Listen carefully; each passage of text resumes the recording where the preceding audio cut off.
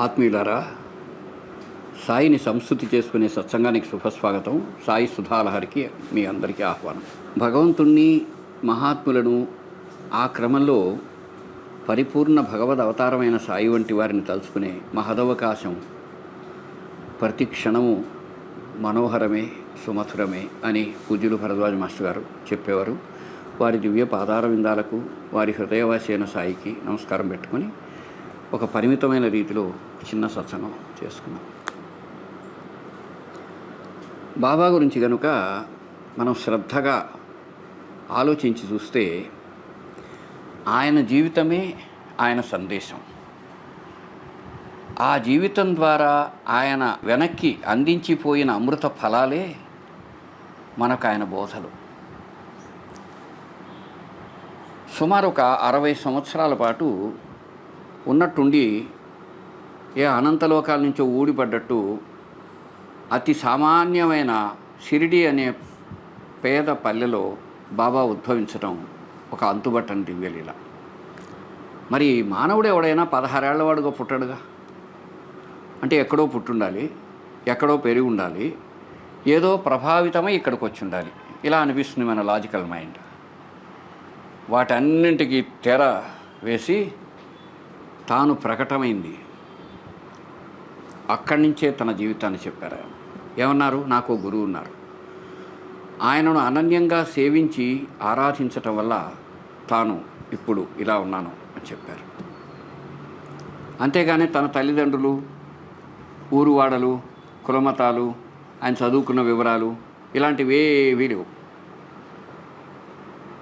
అద్భుతమైన జీవనాన్ని అనుసరించే ప్రాచీన భారతీయ ఋషి సంస్కారానికి 100కి 100 సార్లు వారసత్వం కలిగిన వారు సాయిబాబా.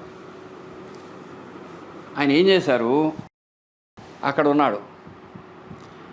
ఆ అంతులేని వైరాగ్యాన్ని అది చూచిన ఆ జనాలు ఆశ్చర్యపడ్డారు.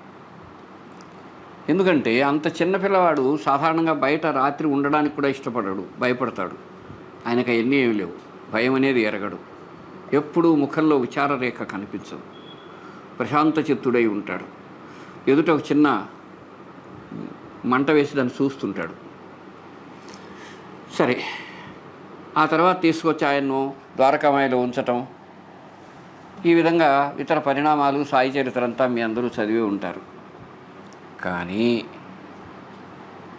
భరద్వాజ మాస్టర్ గారు తనదైన శైలిలో ఆ పరిశోధనకు అన్వేషణాగ్ని పరితప్తుడై నిగ్గు తెలిసిన కొన్ని అద్భుతమైన విషయాలు ఉన్నాయి.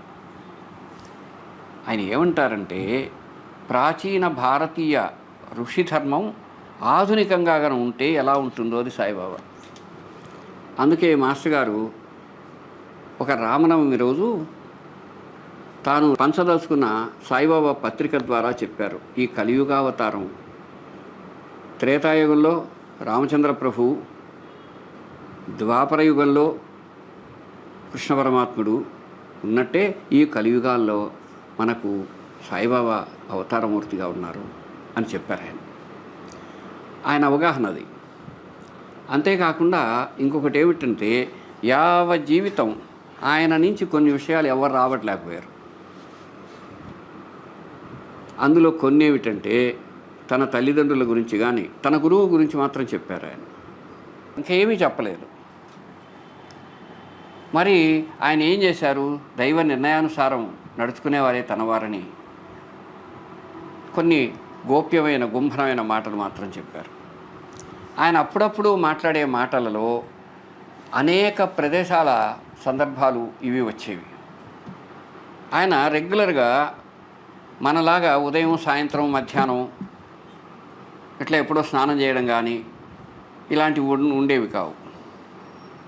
ప్రాచీన ఋషిధర్మంలో అంతఃశుద్ధి కలిగినటువంటి వారికి ఆ విధి నిషేధ నియమాలు లేవు, వాళ్ళని అత్యాశ్రమి అనేవారు అని చెబుతారు.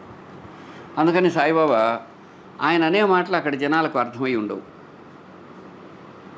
ఏమిటంటే, బాబా మీరు స్నానం చేశారా అని అడిగారు. నీకెవరు? ఎందుకురా స్నానం? నేను ఇప్పుడే కాశీలో గంగలో స్నానం చేసి వచ్చాను అంటాడు. ఆయన అక్కడే ఎదురుగా కూర్చొని ఉన్నాడు ఉదయం నుంచి. ఈ మనిషి తన కళ్ళతో చూస్తున్నాడు. కానీ చూడండి ఏం తెలుసా, కొంతసేపు స్నానం చేయకపోతే మురికితో కంపుగొట్టే మన దేహాలకు నిత్యశుద్ధ నిరంజనం నిరాభాసంగా చైతన్యవంతంగా ఉండే ఆయన దేహానికి ఉండే తేడా గుర్తిస్తే కానీ తెలియదు. ఆయన దగ్గర ఎప్పుడు ఒక చిన్న వాసన కూడా వచ్చేది కాదు. పరిశుభ్రంగా పరిశుద్ధంగా ఒక క్షణం ముందే స్నానం చేస్తే ఎలా ఉంటారో అలా ఉండేవారు సాయిబాబా.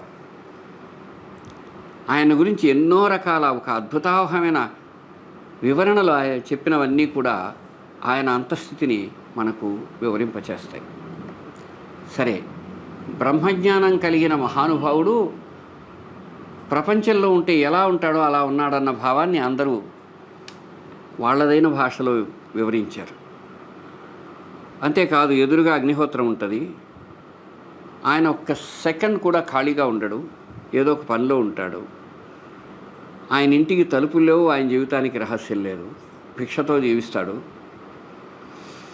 ఆయన దగ్గరికి ఎవరు ఏ దృష్టితో ఏ యథామాం ప్రపద్యంతే తాం సదైవ భజామ్యహం మమ వర్త్మానువర్తంతే మనుష్యా పార్థ సర్వశః అన్న గీతాశ్లోకానికి సరి అయినటువంటి అర్థంలాగా భాషించారు సాయి ప్రభు.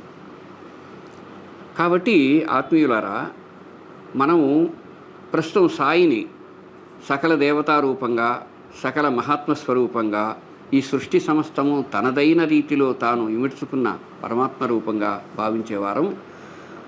ఎప్పుడైనా ఆయన పాదాలను తలుచుకున్నాం అనుకోండి, మనం ఆయన పాదాలకు శిరసా నమస్కరించుకొని, బాబావారి పాదాలు ఎలా ఉండేవి? పొడవుగా, మృదువుగా, సున్నితంగా ఉండేవి. గొప్ప భక్తితో ఒకరు నమస్కరించేప్పుడు బాబా అన్నారు, ఈ పాదాలు అత్యంతరహితాలు, పరమ పవిత్రమైనవి, వీటిని ఆశ్రయించాక ఇక కర్మబంధానికి తావులేదు అని మనం భావించాలి. ఆయన గురువుతో ఆయన భావించి ఉంటాడు. నమస్కారం పెట్టి సర్వస్వ శరణాగతి చేసినట్టయితే అప్పుడేమవుతుంది? మనం చేసే నమస్కారం అందరు దేవతలకు వారి అనుగ్రహాన్ని మనకు ప్రసాదింపజేస్తుంది, వారికి చెంది. తర్వాత అందరూ మహాత్ములకు లభించి మన ఆధ్యాత్మిక పురోగతికి పనికి వస్తుంది. సకల చరాచర సృష్టి రాశిలో ఉండే సమస్త జీవులకు మనదైనటువంటి నమస్కారము వాళ్లకు మేలు చేసి అది మన మేలు కూడా సహకరిస్తుంది. అంతటి మహత్తర శక్తివంతమైంది సాయికి చేసే భక్తివంతమైనటువంటి నమస్కారం. కనుక సర్వజనులందు నీ భక్తి విరియుగాక, సర్వకార్యములందు మీ ధర్మమే వర్ధిల్లుగాక, సర్వజీవుల సర్వాభీష్టములన్నీయు మేము చేర్చునవే అగుగాక, సర్వభేదములన్నీయు మీ కృపణ సామరస్యమునందుగాక. ఓ తండ్రి అని మనం చేసుకునేదే పరమ చరమ ప్రార్థన. మీలో ఉండే పరమాత్మకు, సర్వసాక్షికి, సాయినాథుడికి, వారిని హృదయంలో ప్రతిష్ఠించుకున్న భరద్వాజ మాస్టర్ గారికి సహస్రకోటి వందనాలు అర్పిస్తూ ప్రస్తుతానికి సెలవు. సత్సంగం ఎప్పటికీ కొనసాగుతుంది. నమస్కారం.